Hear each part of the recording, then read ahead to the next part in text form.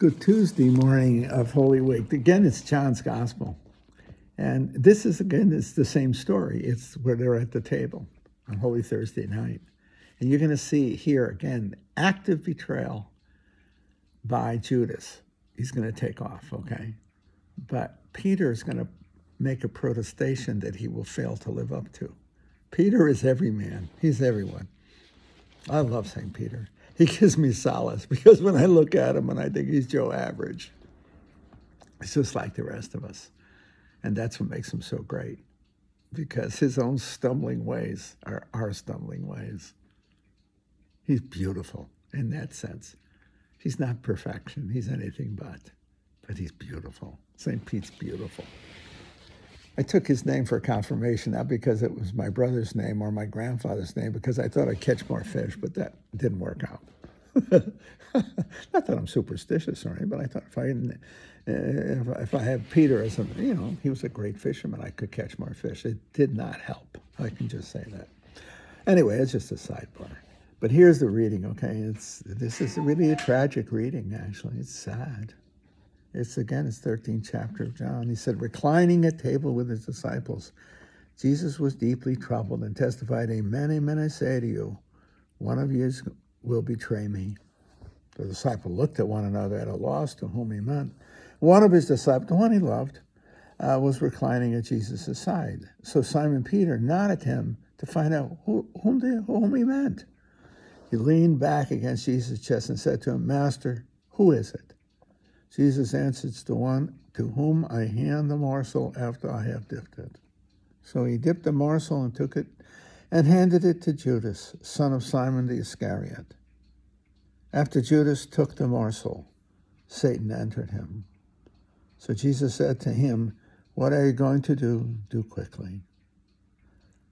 Now, none of those reclining at table realized what he said to him. Some thought that since Judas kept the money back, Jesus told him, buy what you need for the feast or give something to the poor. So Judas took the morsel and left at once, and it was night. That's a symbol for St. John, by the way. Night is a symbol of evil.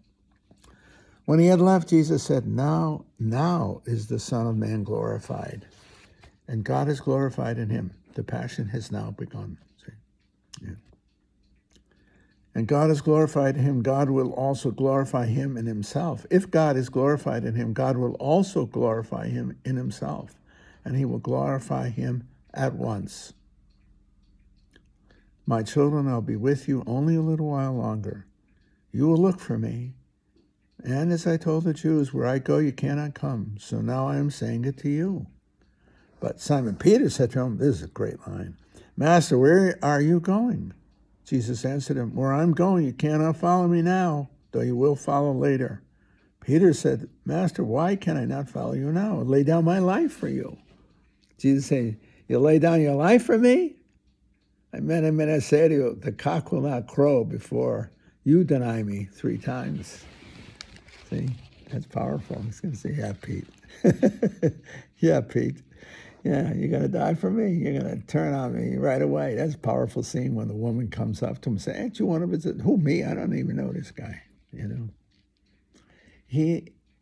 then he cries. There's a famous painting in the Vatican. I think it's in St. Peter's, actually. Tear of Peter, where he shows a scar. Is it there or is it in Florence?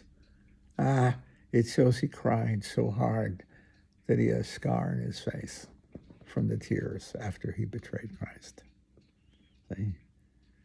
The betrayal of Peter here is not the same as Judas. Judas was self-seeking in what he was doing. Peter's just weak. He's weak and afraid. See? St. Peter is every man. Judas is the betrayer. I feel sorry for Judas because he came so close, and yet he threw it all away. Threw it all away not because of the money he got, that's small potatoes, because he wanted to control the destiny of Christ. He wanted to make things happen his way.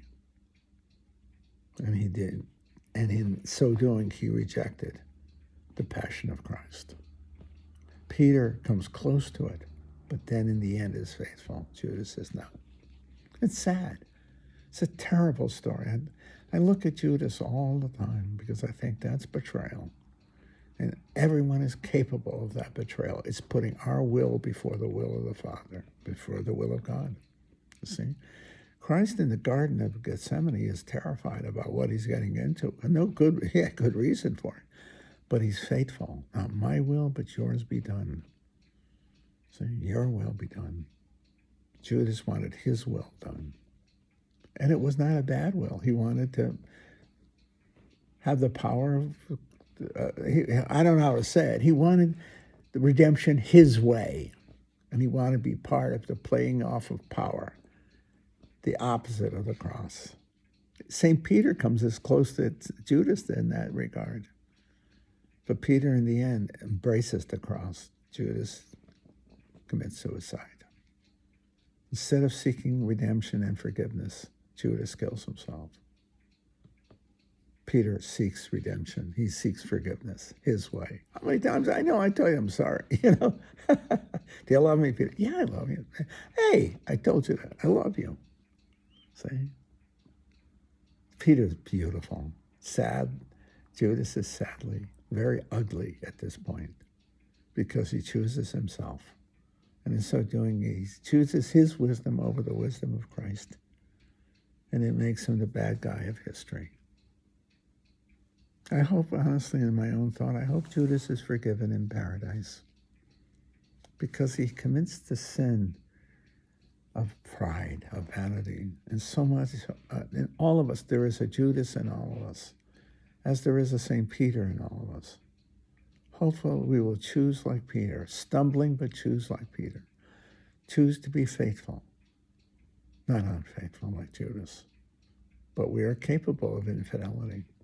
We're capable of betrayal, not often in absolute or active infidelity, but passive infidelity, not caring enough.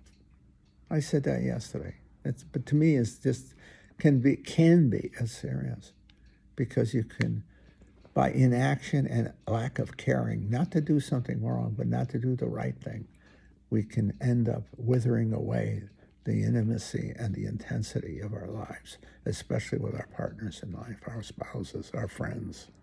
I take it broader than marriage, as you can see. See? Our hearts harden into selfishness. We don't do anything wrong. Judas doesn't do anything wrong until he makes a move. And when he makes the move, he does it for a good reason, he thinks. But it's the wrong reason, and it's fatal. I don't know, I'm just thinking about these things. I'm thinking what it is to be faithful. And to be faithful is to care and to actively care about those people Providence has given us. The people of our lives, our spouses, our children, our parents. Those are the immediate family for people like me, our friends, our fellow Passionists, whatever, and whomever they are, in the intimacy of our narrative. Do we love them actively? Are we actively faithful to them so that we put them first? One way or another, we seek to bring goodness to them, to make them, in the deepest sense, Aristotle sense, flourish, happy.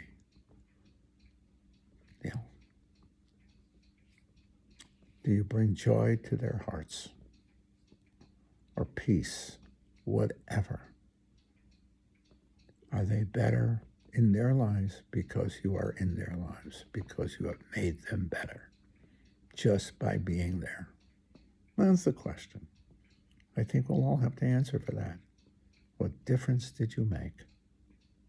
Did you love them, whom I gave you, well?